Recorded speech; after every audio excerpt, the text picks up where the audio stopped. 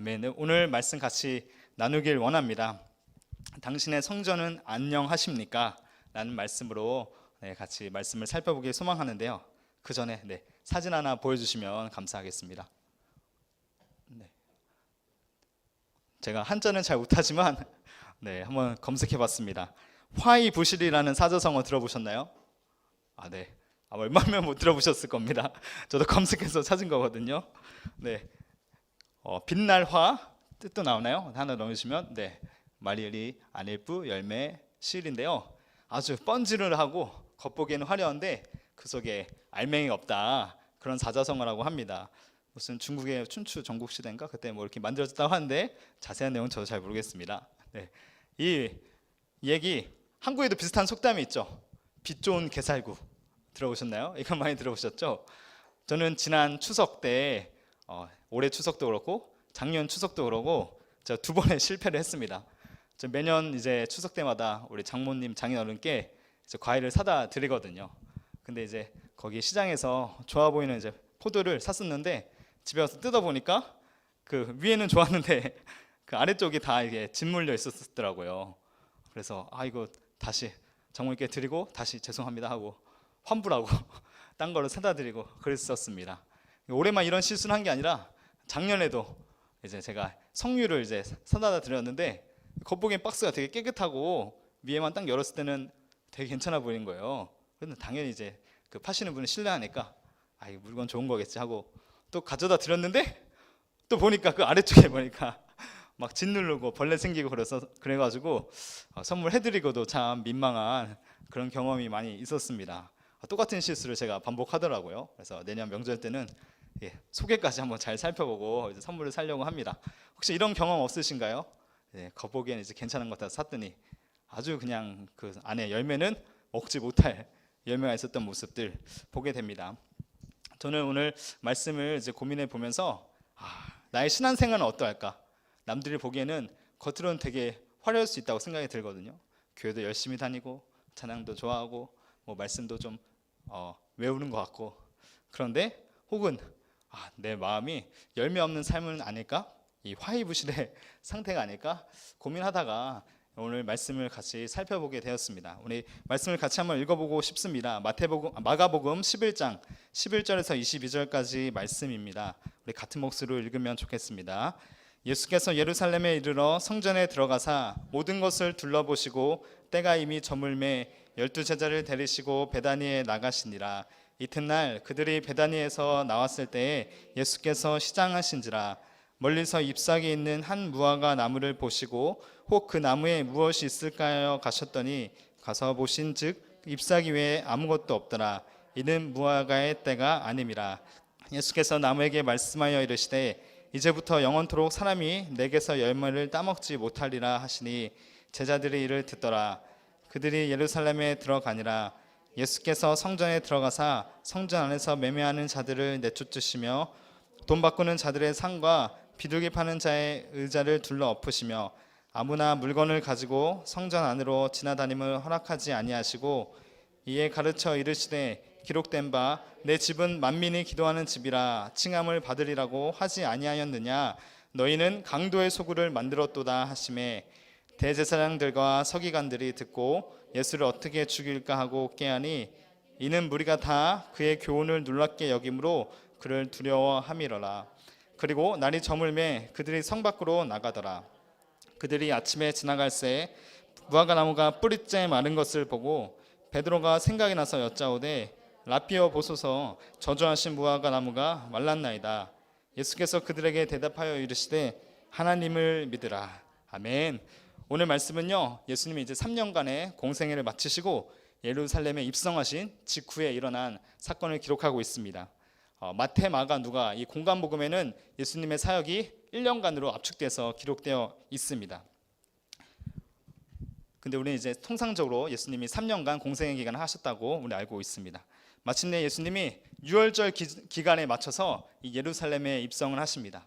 우리가 잘 알죠. 사람들이 종려나무 가지를 흔들면서 호산나 호산나 이 찬양 아니었겠지만 이렇게 예수님을 네, 영접했습니다. 자신의 겉옷을 벗어서 예수님께서 예루살렘에 입성하시는 길에 깔고 환영했습니다. 그런데 이 왕은 매우 독특한 모습을 보이십니다. 보통 왕들이 어떤 걸 타고 성에 입성하나요? 네, 멋진 말 타고 성으로 들어오죠. 근데 우리 예수님은 나귀 새끼를 타고 성으로 들어오십니다. 세상의 왕들은요, 뽐내기를 좋아합니다. 나 이런 사람이야, 이런 위험이 있어. 그래서 멋진 말을 타고 전쟁 무기인 말을 자랑하면서 성에 입성합니다. 근데 평강의 왕이신 예수님은요, 겸손하게 나귀 새끼를 타고 입성하셨습니다. 왜 예수님께서 나귀 새끼를 타셔야 하셨을까요? 발음 좀 조심해야겠네요. 네. 스가랴 9장 9절, 구약에 예언된 선지자의 말씀을 성취하기 위함이십니다. 한번 말씀 스가랴 9장 9절에서 10절 읽겠습니다. 시온에 따라 크게 기뻐할지어다, 예루살렘에 따라 즐거이 부를지어다. 보라, 내 왕이 내게 임하시나니 그는 공의로우시며 구원을 베푸시며 겸손하여서 나귀를 타시나니 나귀의 작은 것 곧 나귀 새끼니라. 내가 에브라임의 병거와 예루살렘의 말을 끊겠고 전쟁하는 활도 끊으리니 그가 이방 사람에게 화평을 전할 것이요 그의 통치는 바다에서 바다까지 이르고 유브라데 강에서 땅 끝까지 이르리라. 아멘. 예수님은 약속된 왕으로서 이 예루살렘 성에 입성하신 것입니다. 진정한 왕으로서 즉위하기 위하셔서 나귀 새끼를 타시고 예언대로 입성하셨습니다. 세상의 왕과 같지 않죠. 세상의 왕들은 전쟁으로서 자신의 권위를 뽐냅니다. 힘과 무기로서 자신의 권위를 유지합니다. 그러나 우리 참된 왕이신 예수님은 이 땅에 전쟁을 그치시는 왕이십니다. 화평을 주시는 평강의 왕이십니다. 예수님이 그렇게 평강의 왕으로서 예루살렘에 입성하고 계십니다. 그리고 이제 며칠 뒤면 그 예루살렘에서 엄청난 즉위식을 갖게 됩니다. 그 즉위식이 무엇인지 아십니까? 바로 십자가에 매달리시는 것입니다. 유월절에 세상의 죄를 대신 짊어지시고 죽임을 당하시는 것, 유월절 어린 양이 되시는 것, 그것이 예수님께서 맞이하셔야 했던 고난의 즉위식이신 것입니다.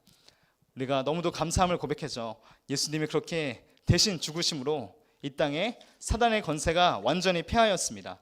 죄와 죽음의 권세가 영원히 파멸되었습니다. 예수님께서 이 일을 이루시기 위해서 예루살렘으로 입성하고 계십니다. 오늘 말씀은요, 이 예루살렘 입성의 첫날의 사건을 기록하고 있습니다. 사명을 품으신 예수님이 입성하신 후에 바로 즉시로 향하신 곳이 있습니다. 그것이 11절에 기록되어 있습니다. 예수께서 예루살렘에 이르러 성전에 들어가사 모든 것을 둘러보시고 때가 이미 저물매 12제자를 데리고 베다니에 나가시니라. 예수님은요, 예루살렘에 들어오자마시자 바로 성전으로 향하셨습니다. 예수님의 첫 번째 관심이 그 성전에 있었던 것이지요. 부패하고 타락했었던 당시 성전을 향한 예수님의 이 거룩한 분도가 마구 들끓고 계셨던 것 같습니다. 요한복음 2장에 보면요, 예수님은 이 성전을 내 아버지의 집이라고 표현하십니다. 누가복음에도 예수님은 어렸을 때 12살 때 예루살렘에 오셨었는데 그때도 이곳이 내 아버지의 집이다라고 말씀하셨습니다. 우리가 고백합니다. 예수님은 근본 하나님의 본체이시다. 예수님은 성육신 하셔서 이 예루살렘에 오기 이전부터 이미 그 성전에서 어떤 일들이 일어났었는지 수백 년이 넘도록 지켜보시고 잘 알고 계셨습니다. 그런데 하나님은 굳이 또 육신의 눈을 잇고 이 성전을 바라보고 계신 것이죠. 완전한 하나님이시지만 또한 우리와 같은 완전한 인간이시기에 이 성전의 참혹한 모습을 직접 보고자 하신 것입니다. 이런 것을 보면 참으로 우리 예수님은 우리와 같이 되기를 즐거워하시는 것 같습니다. 우리가 어떤 어려움을 당하는지, 어떤 상황 가운데 놓여 있는지 예수님도 직접 경험하시기를 즐거워하셨습니다. 그래서 예수님이 우리가 모르는, 남들이 모르는 고난 가운데 관심을 갖고 계시다는 것을 우리가 기억했으면 좋겠습니다. 당시에 이 성전에는요, 많은 사람들이 몰려오고 있었습니다. 평소에 예루살렘에는요, 약 6만 명 정도의 사람들이 거주하고 있었다고 해요. 그런데 이제 유월절이 되면 흩어져 있었던 이 디아스포라 유대인들이 이곳에 다 모여왔었습니다. 네, 한 100만 명 정도의 유대인들이 이 기간에 예루살렘에 있었다고 합니다. 엄청 빠글빠글 했었을 것 같습니다. 근데 그곳을 예수님께서 이제 제자들과 함께 곳곳을 누비시면서 살피시는 것입니다. 수많은 사람들의 그 땀 냄새를 맡으시면서 성전에 들어가셨더니 그곳에 이제 많은 순례객들이 있고 또 이방인의 뜰이라는 곳에 가보니까 이곳에 장사하는 사람들이 가득했었습니다. 예수님은 그곳에서 그 재물들의 돈물 냄새를 맡으시고 사람들이 분주한 모습들 그것들 다 지켜보셨었죠. 그리고 예수님은 이건 제 추측이지만 아마도 이 거룩한 분노를 쏟아낼까 말까 고민하지 않으셨을까 생각합니다. 사진 하나 보여드리고 싶습니다. 이게 당시 헤롯 성전, 예수님 당시 성전에 도면이라고 합니다. 네, 가로로 되어 있네요. 제가 회전해서 드렸어야 되는데, 네. 근데 이게 성경적으로 맞은 것 같습니다. 입구가 동쪽에, 성전 입구가 원래 동쪽에 있으니까요. 네, 여기 보면 되게 예루살렘 성전이 계급화되어 있고 계층화되어 있다는 것을 알 수 있습니다. 성막도 그러했지만 저 안에는 하나님의 임재가 있는 지성소가 있죠. 1년에 단 한 번 대제사장이 대속죄일에 이스라엘 죄를 짊어지고 들어갈 수 있는 곳이었습니다. 그리고 그 앞에는 회막이 막아둔 성소가 있죠. 그 앞에는 이제 제사장의 뜰이 있습니다. 이곳은 이제 제사장들만 들어올 수 있는 곳이었습니다. 그리고 이제 잘 안 보이시겠지만 바깥에는 이스라엘의 문이 있습니다. 이곳은 이제 유대인 남자만이 출입할 수 있습니다. 유대인 여성들은 이곳에 들어올 수가 없었다고 합니다. 좀 나가니까 이제 여기 여인들의 뜰이 있었습니다. 여인들은 이곳까지 올 수 있었지만 더 안쪽으로는 가지 못했었습니다. 이렇게 성전의 안뜰이 이런 식으로 구성되어 있었습니다. 그런데 이 성전 바깥에도 또 커다란 뜰이 있었습니다. 그것이 바로 이방인의 뜰입니다. 하나님을 예배하기 원하는 이방인들이 이 성전 주변에 이 이방인의 뜰에 와서 유대인들과 함께 있을 수 있었습니다. 그런데 이들은 이 성전의 안뜰로는 들어갈 수 없었다고 합니다. 거기 벽면에는 이런 글귀가 적혀 있었다고 해요. 보여주시겠습니까? 네, 혹시 읽을 수 있으신 분 계신가요? 네, 제가 해석해 드리겠습니다. 이 안쪽으로 들어오다가 잡히는 모든 이방인은 죽을 것이다. 네, 무섭지 않은가요? 하나님 만나고 싶어서 왔는데 너무 성전에 들어갈 수는 없고 배타적인 모습이죠. 그래서 당시 성전이 뭔가 은혜와 궁율의 장소이기보다는 굉장히 계급을 나누고 배타적인 공간이었던 것 같습니다. 이 종교와 정치 권력 간에 아주 밀접한 커넥션이 있던 장소가 이 성전이었습니다. 예수님께서 그 예루살렘 입성하신 첫날 이 성전의 모습을 쭉 살펴보셨습니다. 구석구석 가셨던 것이죠. 그리고 날이 저물었습니다. 이제 가까운 베다니로 가셔서 하룻밤 지내십니다. 그렇게 예루살렘의 첫째 날이 마무리됩니다. 그리고 둘째 날이 되자 마가복음은 둘째 날에 예수님이 다시 성전으로 가셨다고 기록하고 있습니다. 가는 길에 갑자기 생뚱맞게 무화과 나무를 저주하시고 성전으로 들어가십니다. 무화과 나무에 대해서는 이따가 다시 한 번 더 살펴보겠습니다. 15절 말씀입니다. 그들이 예루살렘에 들어가니라 예수께서 성전에 들어가사 성전 안에서 매매하는 자들을 내쫓으시며 돈 바꾸는 자들의 상과 비둘기 파는 자들의 의자를 둘러 엎으시며 아무나 물건을 가지고 성전 안으로 지나다님을 허락하지 아니하시고 예수님은요 둘째 날 성전 안에서 모든 매매하는 자들을 다 내쫓으십니다. 그리고 그들의 의자를 막 둘러 엎으십니다. 동일한 내용을 다루는 요한복음 2장에서는요 이 예수님을 더 격한 모습으로 묘사하고 있습니다.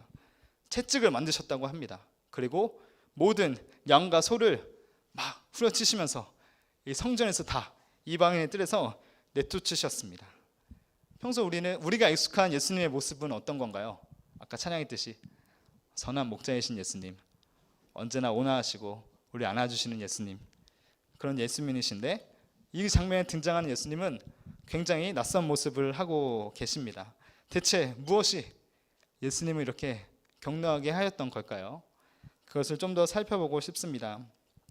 당시 이제 유월절이 되면은 수많은 유대인들이 모였다고 말씀드렸습니다. 근데 이들은 굉장히 많은 돈을 가지고 이 예루살렘 성에 왔습니다. 모든 유대인들은요 1년에 한 번씩 성전세를 내어야 했었습니다. 근데 그들이 이 성전세를 내려면 자기가 갖고 있었던 화폐를 이 성전의 화폐로 교환해야 했습니다. 왜냐하면 자기들이 쓰는 그 로마의 화폐에는 카이사라의 얼굴이 그려져 있었기 때문에 성전에 세금으로 낼 수 없었던 것이죠. 그래서 이 사람들은 한 사람당 반세겔이라는 성전세를 내어야 성전으로 들어갈 수 있었습니다. 이 반세겔은 한 사람의 이틀치 품삯이라고 합니다. 근데 이들이 환전할 때 문제점은 뭐냐면 그 성전 수수료가 엄청나게 비쌌다고 합니다. 약 50% 정도 되었다고 합니다. 그러니까 한 수백 백만 명의 유대인들이 이곳에 모여 있는데 이곳에서 수수료만 얻게 되는 성전 수익이 어마어마한 것입니다. 그래서 사람들은 아마 환전하는 사람들은 이 이방인의 뜰에 나도 이 테이블 하나 놓으려고 환전소 하나 차리려고 엄청나게 막 로비를 했을 것 같습니다. 대제사장은 이것들을 그냥 암묵적으로 동의하고 있었던 것이죠. 그러면서 좋은 자리에 내주면은 아마 더 검은 돈을 서로 교환하지 않았을까 생각하게 됩니다. 그러니까 이 성전이란 곳은요, 하나님의 거룩한 만남이 있는 것보다 점점 이 종교와 돈이 뒤범벅돼서 아주 부패한 모습으로 되었던 것이죠. 또 이곳에 온 순례객들은요, 제사 드릴 제물이 필요했었습니다. 근데 여기서 또 문제가 발생합니다. 이 성전을 관리하는 제사장들이 이제 이 제물들을 판별하는데요, 멀리서 막 부산에서 끌고 왔는데 이 제물들을 다 통과시켜주지 않는 겁니다. 다리에 흠이 있네, 먼지가 있네, 여기서 제물 팔고 있으니까 이거 다 불합격이고 여기서 사세요. 그래서 멀리서 오는 유대인들은 어쩔 수 없이 이 성전에서 제물을 교환해야만 했었습니다. 시세를 따져보니까요, 여기서 양을 살 때요, 평균적으로 사는 양의 값보다 16배의 값을 지불해야 했다고 합니다. 와, 엄청난 금액 아닌가요? 원래는 이 매물을 제매한 곳이 이 성전 안에 있던 것이 아니라 조금 떨어진 감난산에 있었습니다. 근데 당시 대제사장이었었던 가야바가 이 감난산에 있었던 이 재물 매매한 곳을 성전 안으로 끌고 들어왔다고 합니다. 사람들이 하나님을 만나고자 하는 그 순수한 갈망, 그 순전한 열망을 이용해 가지고 자신의 입속을 챙기는 굉장히 세속적 욕망이 뒤엉킨 그런 장소가 바로 이 헤롯 성전이 된 것입니다. 요한복음 말씀에 이렇게 기록되어 있습니다. 비둘기 파는 사람들에게 이르시되 이것을 여기서 가져가라. 내 아버지의 집으로 장사하는 집을 만들지 말라 하시니, 심지어 성전에서는요, 이 비둘기조차도 돈을 주고 구매해야 했습니다.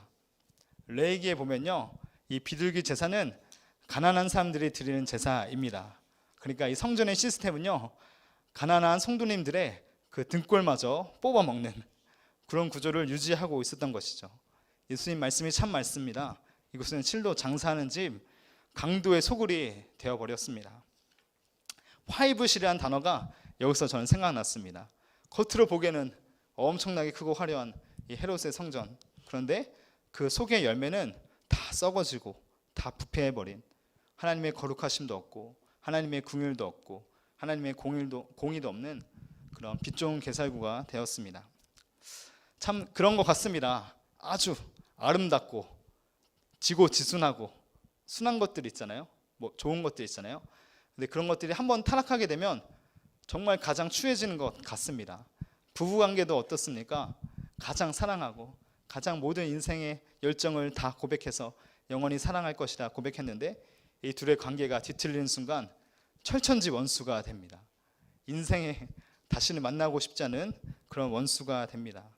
이렇듯이 주님께서 아름답게 세우신 이 성전이 가장 추한 곳이 되어 버렸습니다.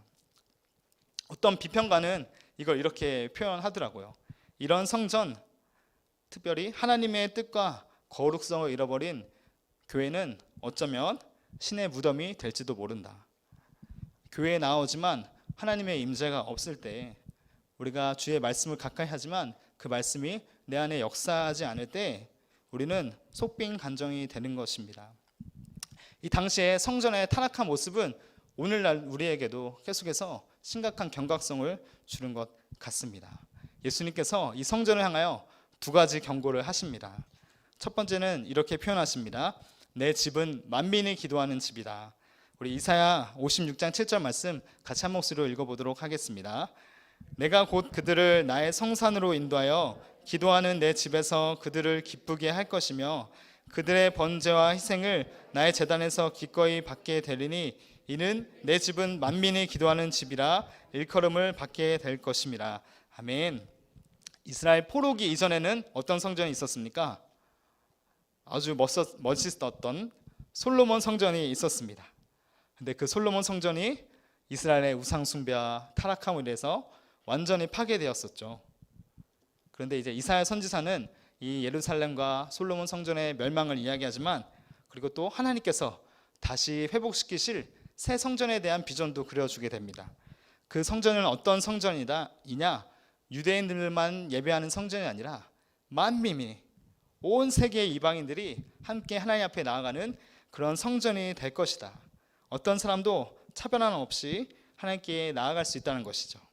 근데 아까 살펴보았듯이 헤롯 성전은 어땠습니까? 여전히 유대인과 이방인을 철저히 분리하고 있죠. 유대인들은 점점 더 왜곡된 선민 사상에 빠졌습니다. 우리만 하나님의 선택받은 백성이야. 너 이방인들 다 지옥의 불쏘시개 같은 그런 존재들이야. 너희는 하나님께 가까이 가기 어려워. 그런 특권에 완전히 휘잡혀 있었습니다. 예수님께서 그것을 정면으로 꼬집으시죠. 내 집은 만민이 함께 기도해야 하는 집인데 너희가 그것을 가로막고 있구나. 혹 우리의 공동체는 어떻습니까? 우리 교회야, 우리 소그룹, 우리의 가정이 다른 사람들이 함께 예배하기에 좋은 공동체입니까? 우리에게 속하지 않은 세상의 사람들이 함께 주님께 나아가기에 우리가 혹은 세워놓은 커다란 장벽은 없습니까? 우리가 만약에 너무 높은 담벼락을 갖고 있다면, 그래서 가난한 사람, 혹은 행색이 초라한 사람, 혹은 배경이 안 좋은 사람, 혹은 재산이 적은 사람, 많은 사람, 어떠하든지 간에 그들의 어떠함 때문에 우리가 하나님을 이곳에 나와서 예배하는데, 우리 모임 가운데 나오는데 방해가 된다면 우리는 이것들을 점점 더 깨트리고 이 벽을 낮출 필요가 있습니다. 우리 청소년부의 소그룹은 어떻습니까? 청년부의 소그룹은 어떻습니까? 새로운 사람이 왔었을 때 우리가 그들을 받아줄 수 있습니까? 예수님 믿지 않는 사람들이 왔을 때 우리가 그들을 하나님께 예배하도록 온전히 도와줄 수 있습니까? 우리가 이것들을 계속 고민해 나갔으면 좋겠습니다. 예수님께서 두 번째 경고를 또 하십니다. 너희가 나의 집을 강도의 소굴로 만들었다. 이것은요, 예레미야 7장의 말씀을 토대로 예수님이 말씀하신 것입니다. 여호와 김이라는 왕이 남유다를 다스릴 때 예레미야 선지자는요, 그 여호와의 성전에 서서 이 여호와의 말씀을 전합니다. 너희가 도둑질하며 살인하며 간음하며 거짓 맹세하며 바알에게 분향하며 너희가 알지 못하는 다른 신들을 따르면서 내 이름으로 일컬음을 받는 이 집에 들어와서 내 앞에 서서 말하기를 우리가 구원을 얻었나이다 하느냐. 이는 이 모든 가증한 일을 행하려 함이로다. 내 이름으로 일컬음을 받는 이 집이 너희 눈에는 도둑의 소굴로 보이느냐. 보라, 나 곧 내가 그것을 보았노라. 여호와의 말씀이니라. 이 성전에서 온갖 가증한 일들이 일어난 것을 예레미야 선지자가 꼬집고 있는 것이죠. 이 말씀 이후에 예레미야 선지자는 이 솔로몬 성전 파괴될 것이다. 옛날에 그 실로에 있었던 그 성소가 이방인들에 의해서 철저히 파괴됐던 것처럼 이 아름다운 솔로몬 성전, 너희가 그 안에 있으면 안전하다고 여기는 그 성전마저 하나님이 깨부실 수 있으실 거다. 이런 예언을 하는 것입니다.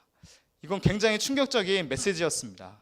유대인들에게는 그들의 믿고 따르던 언약이 있었기 때문입니다. 하나님께서 다윗의 왕조와 세우신 그 영원한 왕조가 영원하지 않을 것처럼 마치 그 언약을 부정하는 것처럼 보이는 것입니다. 그런데 심각한 경고이죠. 너희가 열매 없는 성전의 예배를, 열매 없는 성전의 제사를 계속해서 드리고 있다면 이 성전이라도 망한다. 나의 언약이라도 잠시 중단될 수 있다. 이 예언대로 결국 우리가 잘 알듯이 유다 왕국은 바벨론에 의해서 멸망하게 됩니다. 그 아름답던 솔로몬 성전도 느부갓네살 왕에 의해서 완전히 파괴되게 됩니다. 예수님은 이 사건을 기억하시고 오늘 또 신약시대 이 헤롯 성전에 대하여 한 번 더 경고하십니다. 아니 그런 일이 수백 년 전에 있었는데 똑같은 일이 예수님 시대에 동일하게 반복되는 것을 보면서 예수님 얼마나 안타까우셨을까요? 그것 때문에 이 이스라엘 백성이 저 먼 땅에서 70년간 포로기를 감당했었는데, 그렇게 훈계의 시간을 거쳤는데 너희가 또 똑같은 부패의 참상을 겪고 있구나. 예수님은 이것들을 가만히 두고 보실 수 없었습니다. 어떤 한 목사님이 이런 이야기를 하셨다고 합니다. 어쩌면 교회가 거룩한 분노를 잃어버렸기 때문에 교회는 지금 타락하고 어려움에 처하게 된 것이다. 혹은 우리의 교회가 점점점 쇠퇴하고 있는 일 때문에 고민하고 있다면 어쩌면 우리 안에 이런 주님의 거룩한 분노가 회복될 필요가 있는 것 같습니다. 여전히 우리가 우리의 성전 안에, 우리의 예배 안에 남겨둔 어떤 우상들, 우리가 고치지 않고 있는 우리의 어떤 그런 하나님을 기쁘시게 하지 않는 것들, 그것을 향하여서 우리가 거룩한 목소리를 내지 않으니까, 거룩한 분노를 표출하지 않으니까 어쩌면 지금의 교회는 점점 힘이 없어지고 있는 것일지도 모르겠습니다. 저는 우리 교회는 아니라고 생각합니다. 우리 교회는 그런 교회 아니라고 생각합니다. 우리가 예수 그리스도의 몸으로서 살아갑니다. 또 예수 그리스도의 교회로서 살아갑니다. 근데 우리 안에 여전히 이 거룩하지 않은 것, 성전 안에서의 우상 숭배, 음란한 것, 재물에 대한 욕심, 이것들을 철저히 십자가에 못 박지 않는다면 어쩌면 우리에게 다음 세대는 불투명할 수 있습니다. 심지어 하나님이 당신의 언약까지도 잠시 중단시키셨는데 우리에게도 그러지 말라는 보장이 있습니까? 그래서 저는 여러분들에게 한번 이 밤에 여쭤보고 싶습니다. 성도님들, 여러분의 성전은 안녕하십니까? 여러분의 마음의 성전은 지금 샬롬이십니까? 마가복음서에는요, 이 예수님의 성전 청결 사건 앞뒤로 무화과 나무를 저주하시는 모습을 등장시킵니다. 예수님께서 이 성전을 가시기 전에 굉장히 배가 고프셨나 봐요. 그래서 저기 보이는 무화과 나무에 가서 열매가 없나 살펴보십니다. 근데 열매가 없음을 보고 예수님이 갑자기 저주하시죠. 영원토록 사람이 내게서 열매를 따먹지 못하리라. 제자들이 좀 이상하게 여겼습니다. 아니 지금 예수님 무화과의 철이 아닌데요? 열매가 없는 게 당연한데 왜 저주를 하십니까? 우리도 이 말씀을 봤을 땐 좀 이해가 안 되기도 합니다. 예수님 조금 이상하신 것 같기도 하고. 그런데 이 성전 청결 사건 뒤에 다시 한 번 더 이 무화과 이야기가 등장합니다. 20절 말씀인데요. 그들이 아침에 지나갈 때에 무화과 나무가 뿌리째 마른 것을 보고 베드로가 생각이 나서 여짜오되 라삐어 보소서, 저주하신 무화과가 말랐나이다. 이것은요, 마가가 아주 문학적으로 의도한 것입니다. 예수님 말씀대로 열매 없었던 그 무화과 뿌리째 말라버렸습니다. 다시는 열매 맺지 못하도록 말입니다. 이 무화과 나무의 이야기 사이에 이 헤롯 성전의 이야기가 끼어져 있습니다. 결국 예수님이 말씀하고 싶었던 것은 이 부패한 성전제도 내가 정리하겠다. 참된 거룩한 열매가 없는 이 부패한 성전 내가 더 이상 사용하지 않겠다. 그런 말씀인 것입니다. 결국 예수님은요, 마가복음 13절에 성전이 무너질 것에 대해서도 예언을 하십니다. 예수께서 이르시되 내가 이 큰 건물들을 보느냐, 돌 하나도 돌 위에 남지 않고 다 무너뜨려지리라 하시니라. 이 예수님의 예언은 굉장히 도전적인 것이었습니다. 당시 종교 지도자들에게 엄청난 반란과 같은 메시지입니다. 근데 결국 이 예언조차 이 AD 70년경에 로마에 의해서 완전히 성취되게 됩니다. 로마가 침공해 오고 예루살렘의 성전은 정말로 돌 위에 돌 하나도 남지 않고 무너지게 됩니다. 이스라엘이 그렇게 의지했었던 성전, 우리가 이곳에서 제사하면, 우리가 이곳에서 반세기를 내면, 이곳에서 우리가 좋은 흠없는 제물을 드리면 하나님 우리를 계속해서 지켜주시고 복주실 거야. 이런 맹신을 주님께서 또 철저하게 깨트리시는 모습을 보게 됩니다. 우리의 성전과 우리의 예배가 껍데기만 남게 됐을 때 주님은 그곳에 역사하지 않게 되십니다. 이 모든 사건을 봤을 때 예수님께서 가르치시고자 하셨던 것이 한 가지 더 있습니다. 사실 진정한 성전, 진정한 새로운 성전, 그것은 예수 그리스도 그분 자체이시다라는 것입니다. 우리 요한복음 1장 14절 말씀을 같이 한번 읽었으면 좋겠습니다. 말씀이 육신이 되어 우리 가운데 거하심에 우리가 그의 영광을 보니 아버지 독생자의 영광이요 은혜와 진리가 충만하더라. 요한복음이 증언하는 예수님은 말씀이 육신이 되신 예수님이십니다. 여기서 거하시다는 표현은 장막을 펴셨다는 그런 의미를 담고 있습니다. 마치 광야에 이스라엘의 진영 한가운데 하나님의 성소가 있었던 것처럼 예수님께서 우리 인간들 세상 사이에 새로운 성전으로 완전한 하나님의 임재로 우리 가운데 임마누엘 하셨다는 말씀이십니다. 그래서 계시록은요 새하늘과 새 땅도 이렇게 표현합니다. 계시록 21장 21절 말씀도 같이 한 목소리로 읽겠습니다. 성 안에서 내가 성전을 보지 못하였으니 이는 주 하나님 곧 전등하신 이와 및 어린 양이 그 성전이심이니라. 아멘. 예수님 그분 자체가 하나님이 거하시는 완전한 성전이십니다. 그 예수님께서 어떤 즉위식을 가지셨습니까? 십자가 위에서 자신의 성전을 완전히 갈기갈기 찢어 버리셨습니다. 자신의 몸을 찢으시면서 우리에게 하나님 아버지께로 향하는 완전한 새롭고 산 길을 우리에게 허락하셨습니다. 예수님이 온전한 하나님의 성전이었고요. 예수님께서 그 성전을 다시 한 번 더 자신의 육체를 찢으시면서 이제 비로소 우리 한 사람 한 사람이 하나님이 거하시는 새로운 성전이 된 것입니다.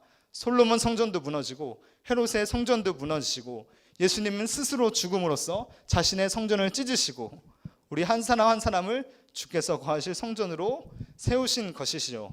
여러분 우리가 성전 되었다는 것 이것이 정말 놀라운 영광이 아닙니까? 하나님께서 이 일을 이루시기 위해서 온전한 예배, 열매 있는 예배, 하나님께 영광과 진리를 드리는 이 예배를 회복시키시기 위해서 수백 년간 수많은 사람들의 역사를 운행해 오시고 자기 아들 독생자를 보내기까지 하셨습니다. 고린도전서 3장을 같이 한번 읽었으면 좋겠습니다. 너희는 너희가 하나님의 성전인 것과 하나님의 성령이 너희 안에 계시는 것을 알지 못하느냐. 누구든지 하나님의 성전을 더럽히면 하나님이 그 사람을 멸하시리라. 하나님의 성전은 거룩하니 너희도 그러하니라. 여러분의 성전은 안녕하십니까? 고린도전서 3장 17절은 분명하게 우리에게 다시 경고하고 있습니다.